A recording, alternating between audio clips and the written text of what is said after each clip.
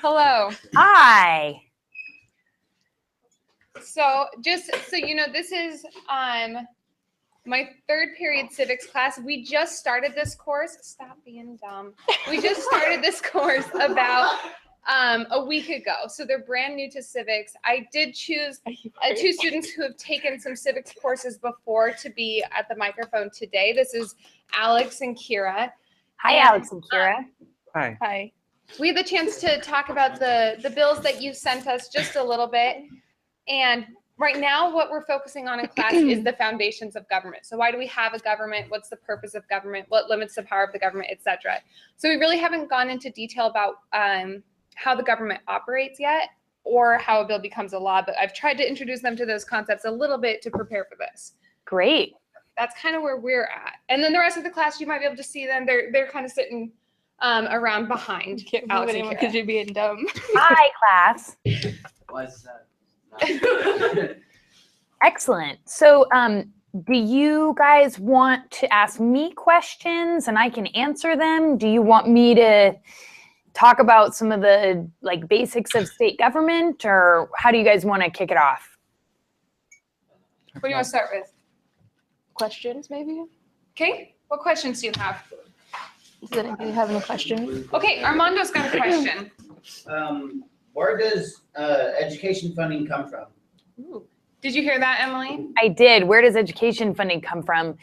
That is a very, very good and very complex question.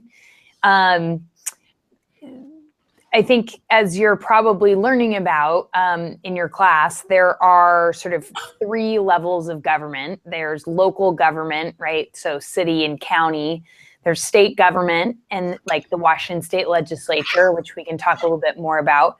And then there's the federal government. And so each of those different levels have various funding streams.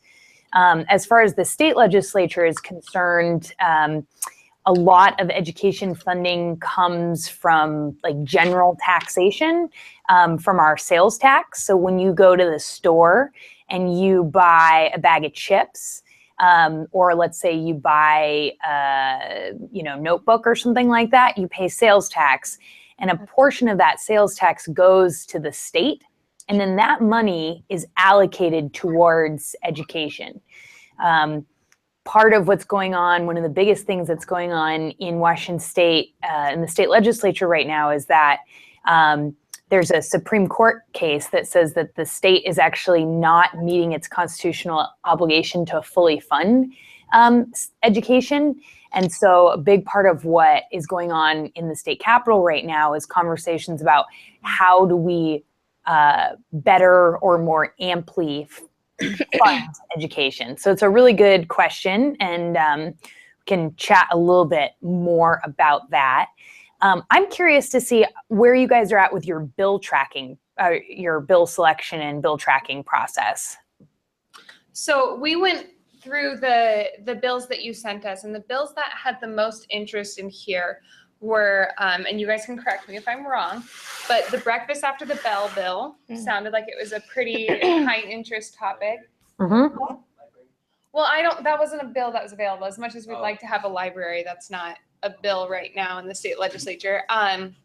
The suspensions and expulsions bill, and the lead pipes in the water, that one was of high interest.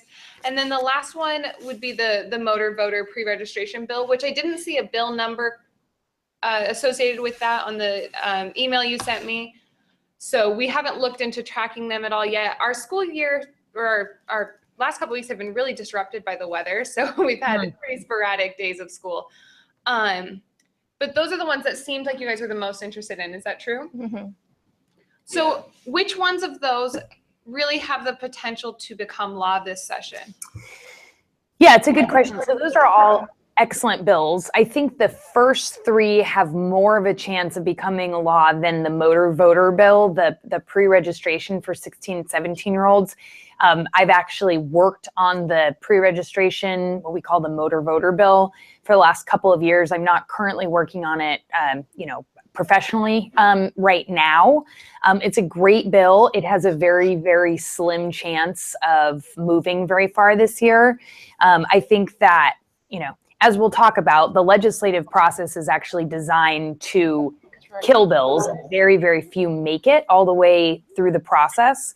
But with that said, I think the first three, the breakfast after the bell, the suspension and expulsion, as well as the lead pipes water quality bills probably have more of a chance than the motor voter bills. So maybe if you guys want to figure out which of those you want to track, we can look into those a little bit more. Yeah, we'll definitely look at those each a little bit more in depth and choose one before our next meeting. Great. I think they have some general questions for you and what you do. Is that okay for today, or is that what you were saving for next time? Yeah, no, that's fine. And I can give you guys a little bit of my background if you want first, and then if you have other questions, you can jump in. Okay. Does that sound good? So. Wait, did you hear her? Oh, yes. Yeah, I can just give you kind of a quick overview, and then if you guys want to ask questions, you can. Does that work? Yes. So. Wait. What? It's fine. Just go ahead and ask the question. She's going to tell you about herself. Oh, I was gonna and ask a then question. she's going to ask if you have questions. Okay.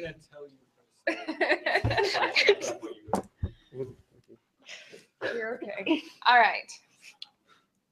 He's nervous. So please tell us about yourself, Emily. Sure. So again, my name's Emily Murphy. I've been doing this lobbying thing in the legislature for about 5 years.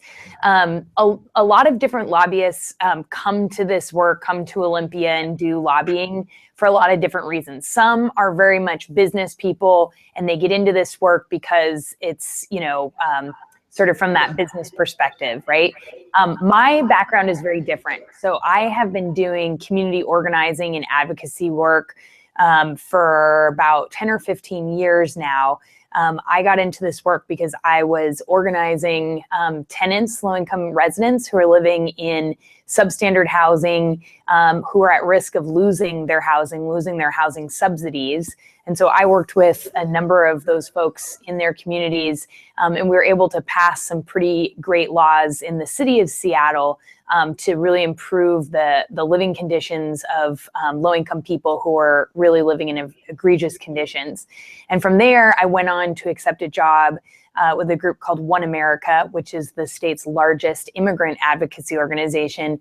And we worked on a variety of things in the state legislature, including a great state law that we got passed, which was called the Washington State Dream Act, that many of you have probably heard of. And what that did was it allows all students, regardless of their immigration status, to be able to have access to state-based financial aid.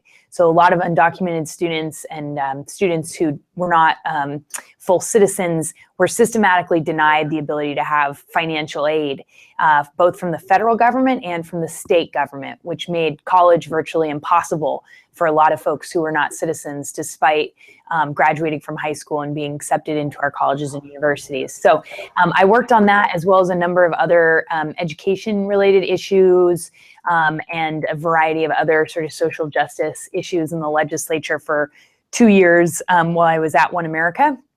And then 3 years ago, I left One America and I started my own lobbying practice. So there's kind of two types of lobbyists in Olympia. There's what we call in-house lobbyists, which means I was an employee. So, whether it's my old job at One America or Microsoft or Boeing, a lot of those companies will have staff who are permanent in-house lobbyists.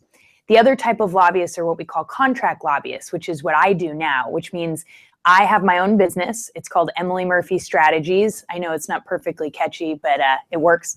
And so then different companies would hire me, or different organizations would hire me to represent them. So instead of being an in-house employee, I now work with a number of different groups who I have contracts with to represent them on their issues. So I'm really passionate about working for social justice issues. I have the great privilege of only working with clients whose values really align with my personal values. And I also do a lot of youth civic engagement. So getting to work with you guys is actually really a privilege for me.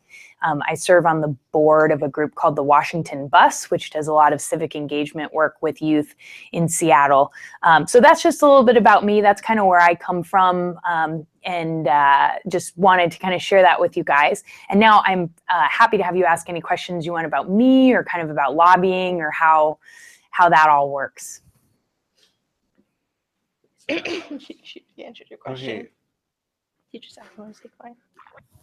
Yeah. So we were wondering, out of the bills that you sent us, if there is a bill that you feel more passionately about than others. You know, I'm not super familiar with those, a lot of those bills, only because, you know, I really focused my attention on the bills that I work on for my clients, right? So I have a variety of different clients, and my job is to make sure that those bills make it through the process. I have worked on the breakfast after the bell bill in the past, and I think that's a really important piece of legislation. There's a number of young people who, you know, believe it or not, are actually going to school hungry because they don't have the opportunity to get nutritious food before class. And I think it's really important that if we are going to commit ourselves to making sure that students are being successful, we have to do everything we can to make sure that there's opportunities for them to, you know, be fed so that they can be their best learners. We often say hungry kids can't learn. So, and I'm sure the other ones are really great too. Not having lead in our drinking water seems like a pretty meritorious endeavor. So. And we're also wondering, what bills are you working on currently? Yeah, it's a good question. So I'm working on a variety of different bills. For one of my clients, the Children's Alliance, which is a nonprofit organization really focused at helping low-income kids and families, especially with a racial equity lens. So looking at kids who are furthest from opportunity, and kids of color who face a lot of barriers to opportunity. One of the bills I work on is around making sure that low-income kids have access to dental care. There's a lot of dentists who don't accept the kind of subsidies that low-income kids need for dental care. And so I work on a policy to help expand access to dental care for kids.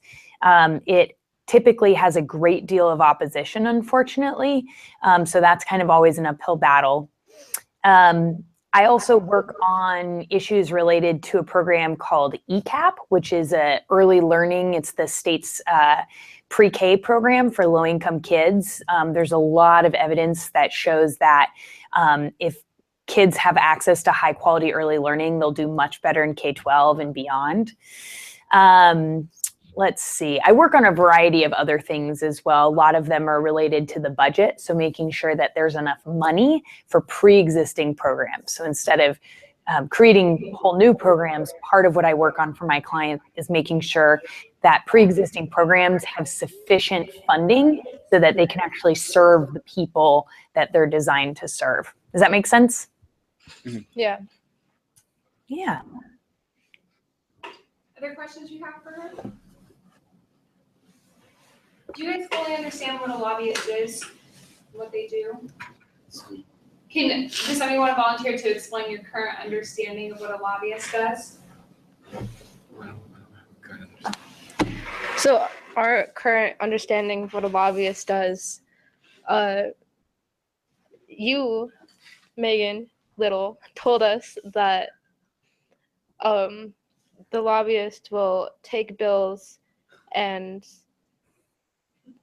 persuade the lawmakers or legislators to pass that bill and make it law.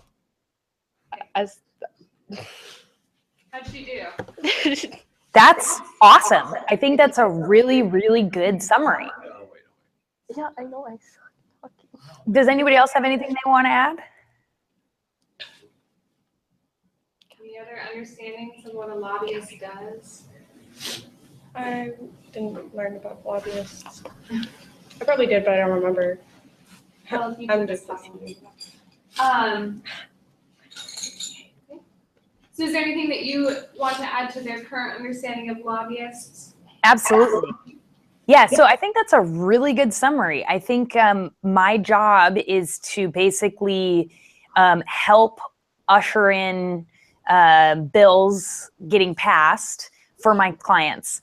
Sometimes it's also if there are bills or proposals that come out that are a threat to my clients, then part of my job is to stop those bills from becoming law. And so that's another thing. So we have both offense, right, trying to move bills through the process, and then sometimes defense. So if there's a legislator, an interest group that has some idea that is contrary, right, to what my clients want, whether it's, cutting the funding for social program or for specific programs, or trying to put in a bill or a policy that would harm people or the interests of my clients. Sometimes I have to play defense too. And that's always interesting because you never know what one person, one legislator, or one interest group may introduce as an idea. But yeah, so, a lot of what I do is working with legislators, right? So for any particular issue, some legislators might be like, yeah, that sounds interesting, but it's not really their thing, right? Some legislators really care about the environment, and that's where they spend a lot of their time. Some legislators really care about healthcare, and that's where they spend their time, all the issues related to that, right? So part of my job is to figure out, okay, I have issue X, right? We'll just use breakfast after the bell as an example, right? Some legislators may have spent their history dealing with tax law, right? Or environmental issues. And maybe they think breakfast after the bill is a good idea, but it's not really their thing. So part of what a lobbyist does is figure out which legislators are passionate about the issues that my clients care about. And so part of what I do is figure out who are those legislators and how do we sort of build them into champions? How do we build them into people who can really advocate for these bills? Part of what a lobbyist does too is be able to understand the process of how a bill becomes a law. And I hope this is something that we can get into a little bit in the future.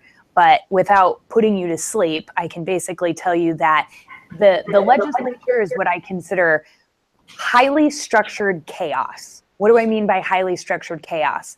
There are timelines that each bill has to get through a different committee in order to continue going. And if you don't get the bill through that committee, and when I say through that committee, I mean voted on and have the majority of the members say, yes, this is good to go, the bill dies. So you have all of these sort of different check marks that you have to get to. And if you don't, then unfortunately the bill doesn't have an opportunity to move forward. True in most cases. So kind of the way that the process usually works is, let's say I have a bill like breakfast after the bell, right? I work with the legislature, we get the language finalized. So I work with my clients who are really the policy experts, right? They know the intricacies of all of the details about what we need in the policy. They convey that to me. I work with the legislator who's the prime sponsor. The prime sponsor is the first name on that bill. That's our champion legislator. That legislator will work with their staff. So they have a bunch of different staff that help with the technical details, because that's, the legislator's job isn't necessarily to be the expert on every part of it. So I work with the staff. We get that bill drafted, okay? Then we're going to shop that bill around for other people to co-sponsor it. What's a co-sponsor? It's other legislators that also think it's a good idea, and they add their name to the list of legislators. Sometimes you want bipartisan support, so sometimes you want both Republicans and Democrats on the bill. Sometimes, maybe for whatever political reasons, you don't. Then we introduce that bill. What that means is that we officially submit the bill, okay? It gets a bill number, and then what happens is it gets assigned to a committee. There's thousands of bills that get introduced, right? So the bill gets assigned to a particular committee depending on the subject matter area, right? There's an environmental committee. There is a healthcare committee. There's a K-12 education committee. There's a higher education committee. There's really boring committees like business, financial service, and agricultural, natural resources, right? All these different committees. So the bill will get directed to a certain committee. So I think for Breakfast After the Bell, it's directed to the K-12 education committee because that's kind of where it fits best. Part of my job as a lobbyist is to go, okay, here are the different members, the different legislators that serve on that K-12 committee. Who's going to be in support of this? Who's going to not be in support? And I need to kind of help persuade. And how do we move that legislator? What do we know about them? If they are business minded, maybe I work with my client to try to figure out who are some business entities that might weigh in with that legislator. Do we want to have constituents, so the voters in that district reach out, kind of grassroots advocacy to help that legislator move forward?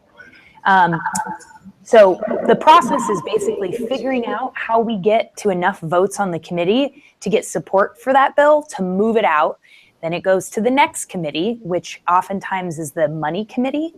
If it has what's called a fiscal note, which just means if it costs money, then it has to go through one of the committees that deals with how to find that money, the appropriations committee.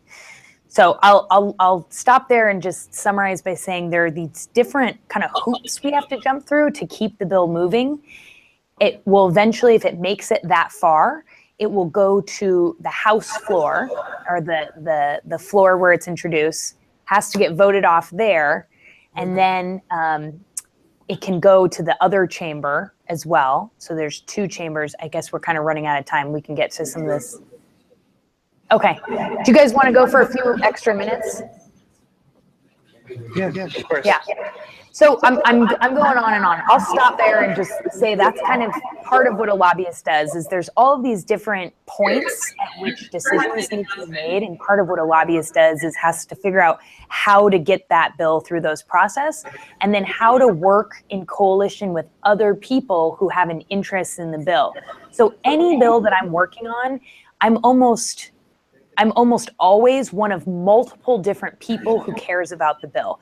Usually there's other groups that also have an interest. So we work in coalition with stakeholders. And so a lot of it is figuring out how do we work together, who's doing what, who's the best messenger. Maybe I'm not the best messenger, but one of my colleagues who represents an organization is a good messenger. So we kind of divvy up work that way, sort of like a group project. Questions you guys have for me?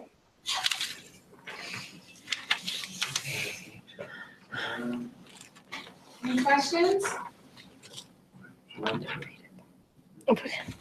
Oh, she told me to say my second question for the next time.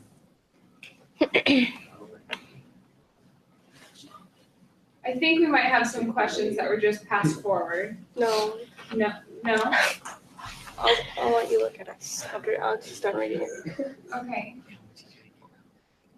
Can I be in on this even though I'm TV? Of course you can. Okay.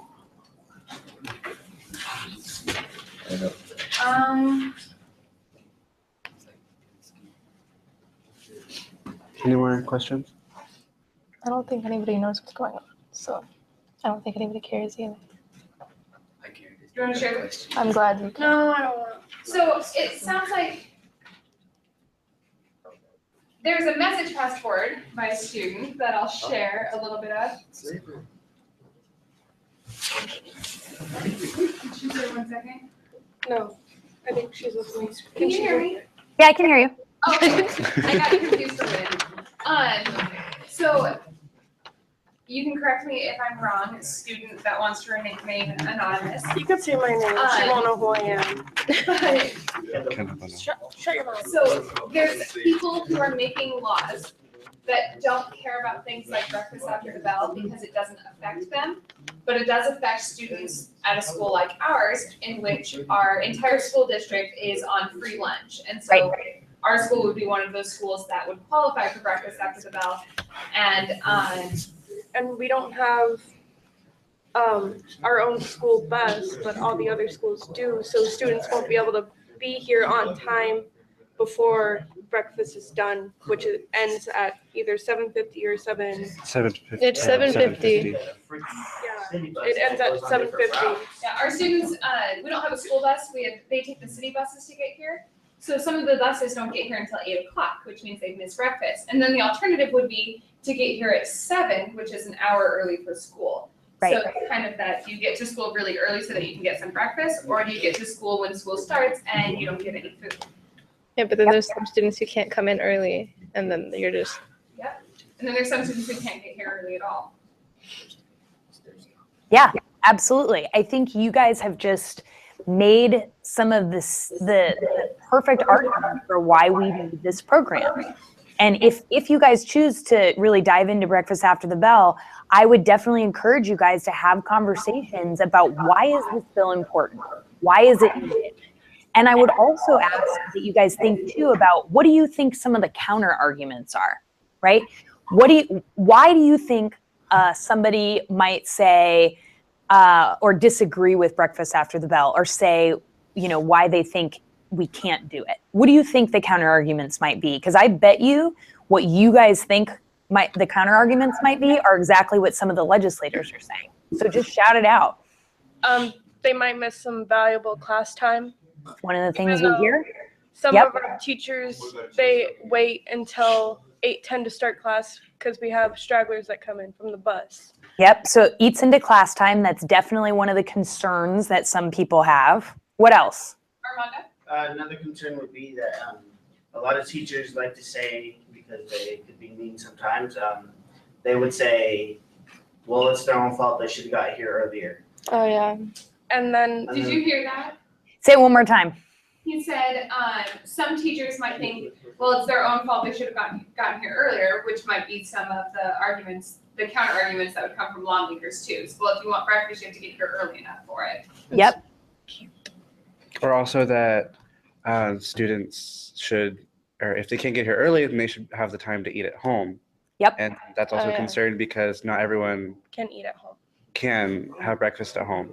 Right. That's part of the arguments that you guys are saying are probably the top 3 arguments that we hear from legislators, right? There's a philosophical divide among a lot of different legislators. Some people believe that it is not the state's job to parent their kids, right?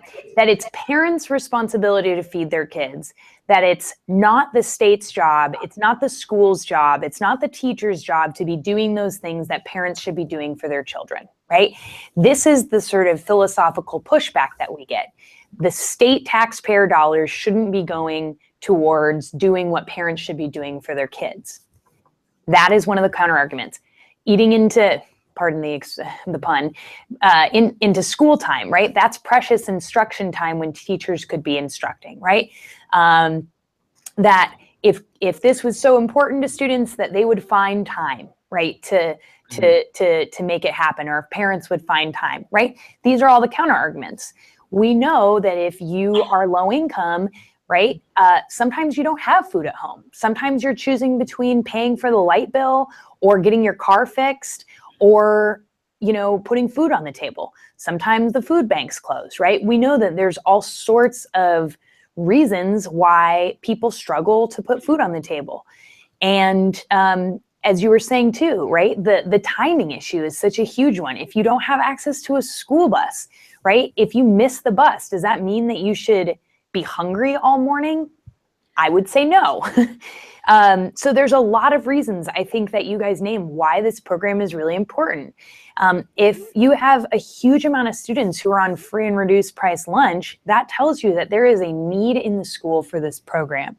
And we can get into some of the technical details of the bill in a little bit in one of our next sessions, but there's also an interesting part of the policy where the federal government will actually pay for a lot of a lot of the programs, so it doesn't come out of the state budget. But if you guys choose to track this bill, I would definitely encourage you to read the summary of the bill. And Megan, I was thinking next week what we could do is we could actually pull up the interface of the bill tracking page and we can walk through it together, so I can actually show you how to look at some of these documents and kind of how to do that kind of research, so you know what resources are out there to do bill tracking. Does that make sense? Yep, that sounds great. Okay. I think, do we have time for one more question? We should probably, yeah, we should probably wrap up because I think the next class, the next connection is about to happen. But I think what I would suggest that you guys do this week is narrow it down to maybe 1 or 2 bills, or if you guys are going to track more than that, that's fine. And then we can dive into actually going through together the legislative website, which is super cool. We have one of the best, most user-friendly legislative websites that is out there in the entire country, where you can in real time look at the status of the bill. There's some really easy to understand summaries of what the bill does. And I'd love to walk you guys through that so that you guys can track the bills on your own time. You can see where it's at in the different process, kind of get that live action with how the bill takes shape. Does that sound good? And then also something that I feel like we should also touch on next time would be that parents also have a limited paycheck, so they can't really provide as much as they want to for their family, and also the waste of food that happens in schools. Yep. Yeah, I think that sounds good. So maybe this week, if you guys want to actually look at the bill and kind of start to familiarize yourself with it, if that works for you, and maybe come up with some lists of the things that you care about, like what you were just mentioning in terms of why it's needed and maybe what some of the counter arguments are against it. Because I think you guys probably are just scratching the surface about why breakfast after the bell is a good idea. All right. Well, that sounds great. We've got some homework for our time between meetings. And is our next one scheduled for next week? I know the original schedule had them spaced pretty far apart. Let me look. I have the next one is next Thursday. Yeah, so this coming Thursday. All right, we'll be ready for it. Awesome. Thank you guys. I'm so excited to work with you guys, and I really appreciate your passion and enthusiasm. Well, thank you very much. Thank you. Take it easy. Have a nice day. Bye.